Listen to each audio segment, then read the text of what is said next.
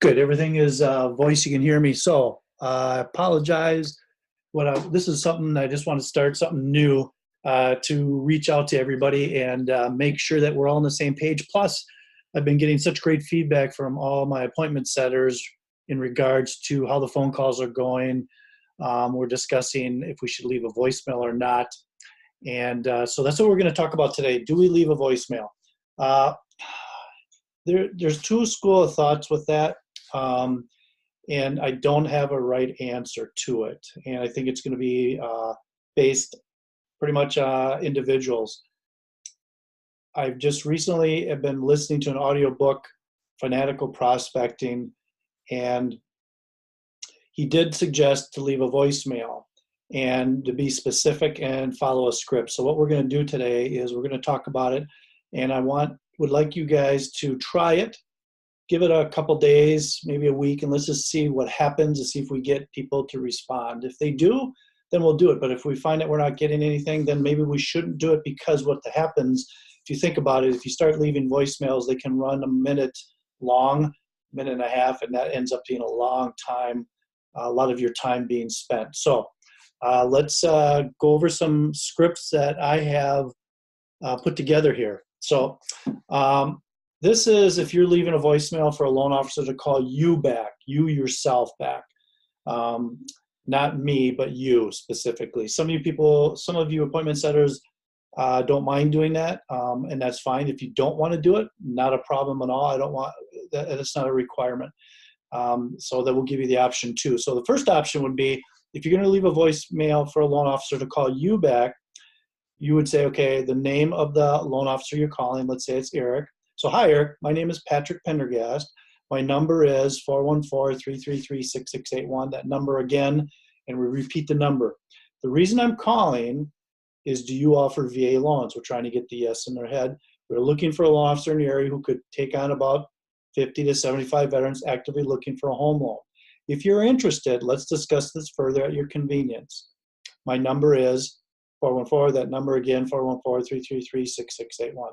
The reason for it seems like we're leaving that phone number a lot, and sometimes it may feel uncomfortable. Don't let it bother you. And I'm using this advice from the book I'm reading, is that the most important thing is a phone number. And I know when someone leaves me a phone number, if we talk too fast and you miss some of it and it's repeated 3 other times, you're going to be able to get that number, especially if you put the number at the beginning and they don't want to listen to the whole voicemail. They can just stop the voicemail and they can call you right away. So it may seem like, wow, that's a lot of phone numbers, but think about it. Plus, we're keeping it under 30 seconds. You want a voicemail to be under 30 seconds. If it's too long-winded, they won't listen. So now, if you would like to have them call me back, then you'd say, hi, Eric, my name is John Smith from Millennium Digital. My number is and the number that you're going to leave is my phone number. That's here. So you could say, instead of my number, you can say the number is.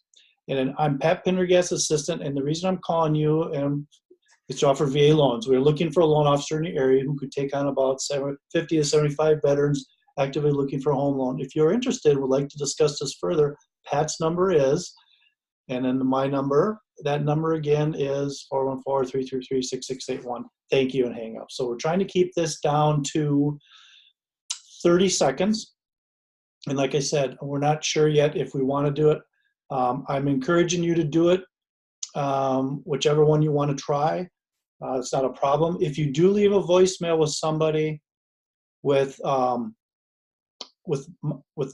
calling me back, just send me a text with a heads up saying, I left a voicemail with, and then just leave me the name. That way, at least when someone calls, I have a reference. And then also it'll reference back to you, which is important, because I have so many appointment setters that's why everybody has an employee number, is so that way we can keep track of who gets credit for each person that we make a call to. So when somebody calls me back, that's a done deal. That's sold. That's a sale, and you will get paid. So I want to make sure that we can keep track accounting-wise.